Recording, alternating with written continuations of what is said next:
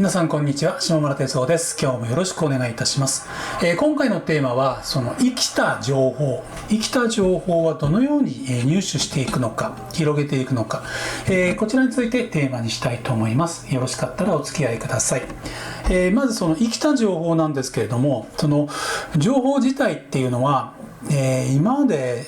SNS とかブログ、それからインターネットですね、テレビ、雑誌、新聞、ラジオ、いろいろあるんですが、この情報自体が今から10年前から今までに対してなんと530倍に増えたという情報になっています。530倍。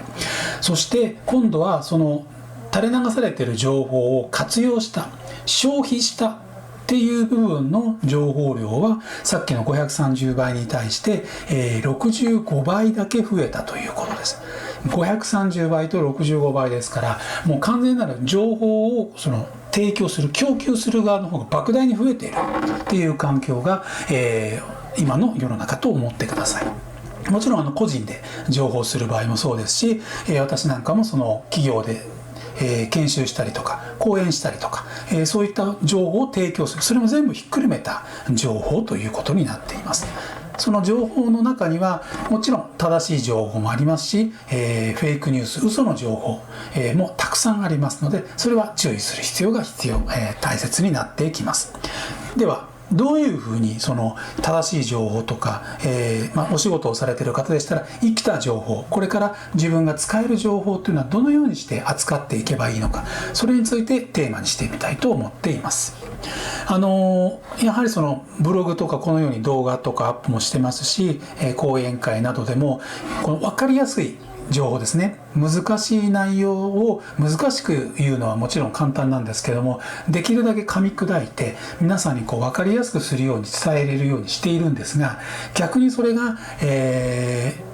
皆さん受け手にとって良くないことだということも中にはあるんです。どういうことかと言いますと、その分かりやすく伝えるがために聞いている受け手の方はすぐにこの分かったつもりになってしまってるんですね。ただ聞いた、座ってふんふんいいこと聞いた、これはいいこと内容なんだなと中に一旦入れた、耳で入ったものがそのまま自分の中に溜めているだけで、何もそれが情報として活用になっていない、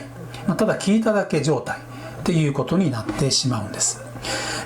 それで満足してしまう、自分の中で活用されてないということがあります。新聞を読んでもそのまま読んだだけで閉じてしまう、本を読んでも同じですね。それだけでは全く生きた情報にならないということがあります。も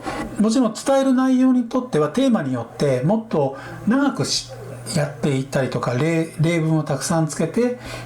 もっと分かりやすく噛み砕いていったり、もっと時間が必要になってくる場合もあります。過去に遡ってそこからの流れを説明することもあれば、ちょっと先の予測されている未来のことなんですけれども、そこまでのことを噛み砕いてしなければならないこともあるんですが、どうしても情報を提供する側としては限られている時間になりますので、そこの時間の中でできる限りお伝えをしたいということもあります。その分かりやすいっていうものが必ずしも正しく伝えられているかどうかというところもちょっと疑問があることは確かになっていると思います。例えばね、私の家にはミニチュアダックスフンド、足の短い胴が長い犬がいるんですけども、今度また動画するとき、機会があればご紹介したいんですが、ミニチュアダックスフンドがいます。そのちょっと体調が悪くなったときに、いろいろネットとか、本とか読んだり、それから病院の先生に聞いたりもするんですけれども、まずはその大事にしよう、何が調子が悪いのかっていうことを知るためには、まず犬という動物に対してのその知識をまず必要があります。もちろんミニチュアダックスフンドですから、足が短いその特徴もありますし、その時の胴が長いということについてのリスク、体的なリスクもどういったものがあるのかっていうことも調べる必要が当然出てきます。仮にね、犬ですから猫とちょっと比較しますけれども、犬はもともと動物飼っていらっしゃる、犬を飼っていらっしゃる方分かると思うんですが、基本的には家には懐かずに人に懐くという特徴があります。猫は逆にその家に懐くそうなんですが、もともと犬というのは狼の種類の末裔になるんですけども、狼というのは皆さんもご存知の通り群れで生活しますよね。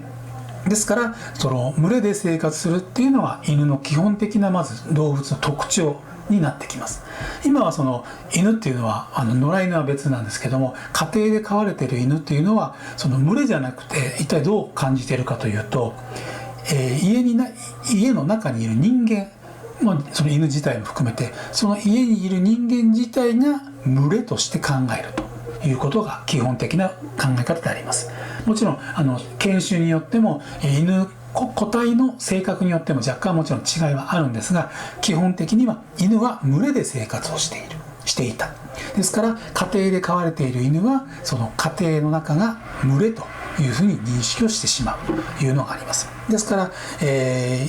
ワンちゃんだけを一人ぼっちにして留守番をさせていくと、胸から離れているという不安、寂しさ、苛立ち、ストレスというのが発生するということになりますので、ここからこれを知っている知識として自分がまず知るか知らないかっていうものについて大きな違いが出てきます。でさらにその情報、先ほどの犬なんですけどもスポーツも同じだと思うんです。例えば、ある、テレビを見ているとします。2つ A と B というチャンネルがありまして、同じ、野球なら野球のスポーツを見ているとします。片方の A では、スポーツのいわゆるテレビ局にお勤めのニュースのアナウンサーの方が一生懸命報道をされている。 B という番組では同じスポーツのコーナーでもともとプロ野球の選手の方が、解説していると、そういったニュース番組があったとします。皆さんでしたら A という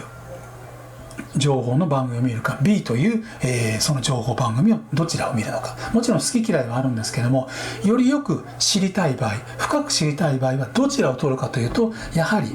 知識が豊富な方を、取ると思うんですね。ほとんどの方はより一層自分の経験を踏まえて、その情報というのを提供してくれると思うんです。そういう期待を持ってそのテレビを見る方の方が多いんじゃないかなというふうに思うんです。それは知識だけではなくて自分の意見っていうのを持っているからだと思うんです。自分でプロ野球という、人生を通して、しかもその自分の情報のソースを生かして、知識を知って、それから自分の意見を全てを踏まえた上で自分の意見を、これについては昨日はこうでした、それについて自分はこういう意見を持ってますよ。 A という、テレビ局のお勤めのアナウンサーの意見ではもちろん自分の意見はあるかもしれないですけども、やはり知識としては、表面的な知識、自分の意見というのはやはりその表面的な知識にプラス意見として言えるかどうか、付け加えられるかどうかによっては大きな違いがあると思うんですね。ですから知識を知っただけではなくて、自分の意見というのはその情報に対してどこまで言えるのかどうか、それに対しても大きな違いがあると思います。そして3番目、その情報を周りに伝えるという、動作が必要になってきます。最初は知識を得た、そして自分の意見をそれぞれ持つ、正しいのか悪いのか全てひっくるめてですね。そしてそれを周りに情報として伝える。この3番目の情報を伝えるというのは、単純に知識と自分の意見を伝えるのではなくて、今度は相手に伝えるという動作、これは非常に難しいです。と言いますのは、目の前にある一人だったらいいんですけれども、伝える相手というのはいろんな個性を持ってますし、一つの同じ情報でも同じ人間が、いることはありませんので、みんなそれぞれ価値観とか聞き方、それに対するそれこそ自分の意見はそれぞれ違います。その方々に伝える、伝達するという行為は、相手に対して相手を知らなければ相手にも伝わってきません。一番最初のその講演とか研修でも、相手をある程度把握しておかなければ伝え方も変わってくるんですね。先ほどの知識だけを伝えるんじゃなくて、その感情を持ってどこまで伝えるのか、今回は感情のボリュームを増やした方が相手に伝わるのか、スキルという知識、技術だけのやり方だけを説明すると相手には伝わるのか、それについても大きな隔たりがあります。ですから生きた情報にするためには、知識を知って自分の意見を持って、そしてそれを周りに伝える、いわゆるアウトプットをどうやってしていくのか、一方的に言葉を喋るんじゃなくて相手に伝わるというのは非常に大きな難しい役割がある、ということをちょっと頭の中に持ってですね、これから何かを見たり聞いたりする時にはここまでの3段階を意識して、知るようにすると情報は全てあなたの中にとっては生きた情報となってきます。これを日頃から訓練としてやっていくともう1年後10年後にはものすごい成果となっていろんなところにその情報が経験となって表面に出てきますので、ぜひこれは実践していただければというふうに思っています。今回の動画いかがでしたでしょうか。ご視聴いただきましてありがとうございます。またお楽しみください。